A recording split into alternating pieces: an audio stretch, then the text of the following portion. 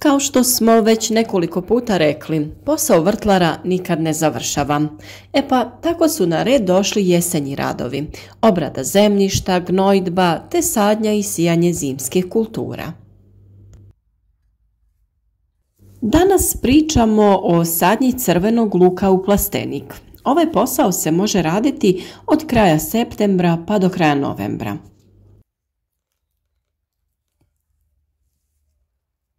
Zemljište je potrebno pripremiti na način koji je pogodan veličini vašeg plastenika, a kod nas je to obrada sa kultivatorom pomoću freze. Takva obrada zemljišta je sasvim dovoljna kako bi zemlja bila spremna za uzgoj zimskih kultura. Naravno, prije frezanja u zemlju se može dodati stajsko gnojivo ili neke vrste umjetnih gnojiva koje imate dostupne. Same količine primjene gnojiva najbolje je prilagoditi prethodno učinjenoj analizi zemljišta, jer je to kod uzgoja biljaka jako važna informacija o kojoj može ovisiti cijela uspješnost proizvodnje. Zemlja treba biti rahla i prozračna, nikako suha, a niti previše vlažna. Kako bi postigli pravu konsistenciju, zemlju smo nekoliko dana prije obrade dobro zalili, tako da je nakon frezanja idealna za obradu i sadnju. Crveni luk smo prošle godine sadili na 3 različita načina kako bi utvrdili uspješnost pojedinog načina sadnje. S obzirom da se luk u plasteniku uzgaja kako bi se konzumirao u rano proljeće kao mladi luk, tada je razmak između biljaka vrlo mal i prostor se može jako dobro iskoristiti. Ukoliko luk želite ostaviti da ipak naraste u svom punom kapacitetu, tada razmak treba biti 5 do 7 cm između biljaka i barem 15 cm između redova. Prvi način na koji smo mi sijali crveni luk jeste tako da smo lučice samo lagano ugurnuli u zemlju do pola njihove veličine, gdje je najbitniji dio da se korijen nalazi u zemlji. Na taj način će biljka dobivati dovoljno hrane i vode te se nesmetano razvijati. Ovaj način sadnje je vrlo brz i ne iziskuje veliki napor. Kako bi bili sigurni da su vaši redovi ravni, koristite neko pomagalo sa dugom drškom i pratite ravninu.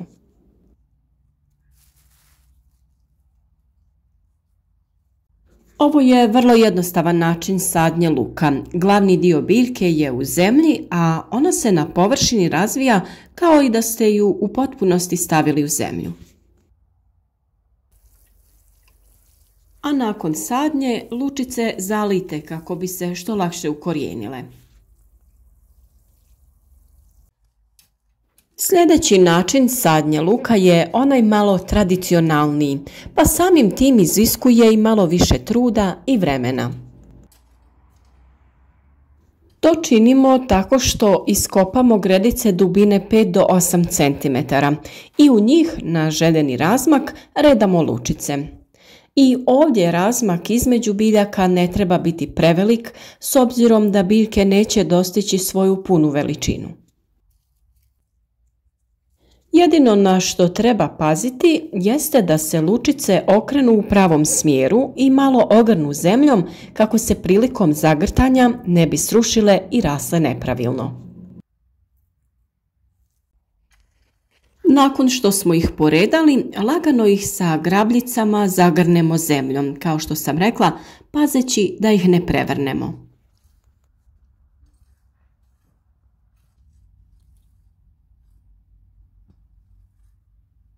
I u ovom slučaju zemlju ćemo lagano zaliti kako bi se biljke što prije počele razvijati.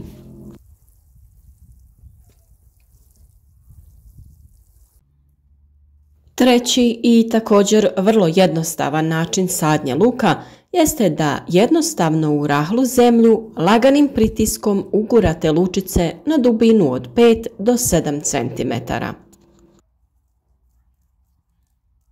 Također je potrebno da otprilike odredite željeni razmak više-manje radi estetike, kako bi to na kraju kada biljke niknu sve lijepo izgledalo. Razmak između redova u sva tri ova slučaja nije bitan. Može se ići jako gusto kako bi se što više prostora iskoristilo za uzgoj, pogotovo ako se radi o komercijalnom uzgoju. Mi smo ponegdje ostavili malo prostora između redova, te ćemo između kasnije posaditi zelenu salatu. Nakon toga zemlju samo lagano pređite i poravnajte površinu kako bi sve lučice bile prekrivene. I naravno, kao i uvijek, tako je i ovu gredicu potrebno zaliti.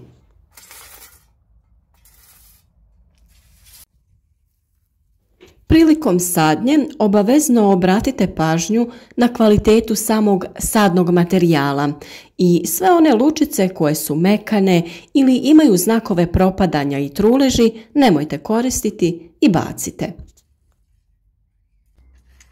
Iako je pred nama zimski period, bitno je da se i u plasteniku održava prostor redovnim uklanjanjem korova i okopavanjem.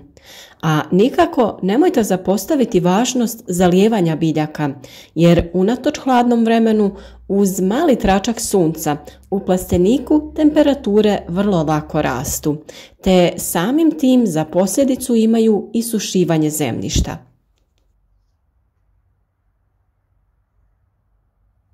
Isto tako, redovno provjetravanje je vrlo bitno.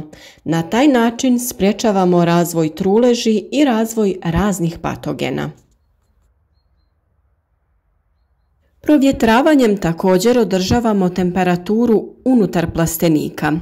Ujutro nerijetko bude hladno, a sa pojavom sunca temperature unutar plastenika naglo rastu, što nikako nije dobro za naše biljke. Upravo zato, iako je vani hladno, otvorite dovode zraka i dopustite da se temperatura malo smanji, a i zrak koji je biljkama vrlo bitan malo osvježi i izmiješa. A sada ono najbitnije, to je krajnji zaključak našeg malog testa ili recimo eksperimenta. Kao što i prema videu primjećujete, mi smo zaključili da ukoliko jednako tretirate biljke, zalijevate i eventualno prihranjujete, nema apsolutno nikakve razlike u njihovom razvoju i napretku.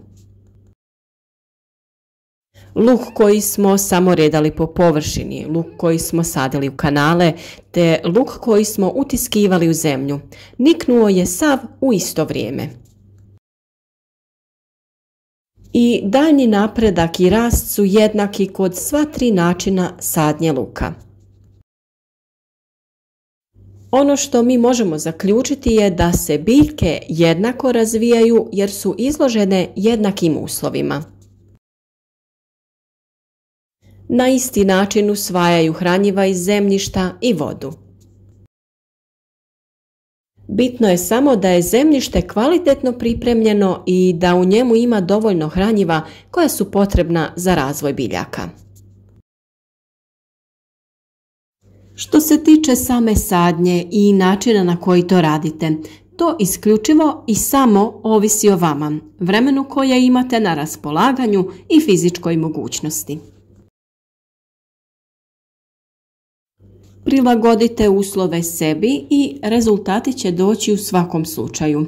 Samo nemojte lučice okrenuti na onu pogrešnu stranu, mada i u tom slučaju mogu da niknu, samo će im trebati malo više vremena da pronađu put na površinu. U svakom slučaju uživajte u prirodi, u zemlji koja vam nudi toliko toga, a mi vam želimo uspješnu i ovu zimsku sezonu radova i uzgoja.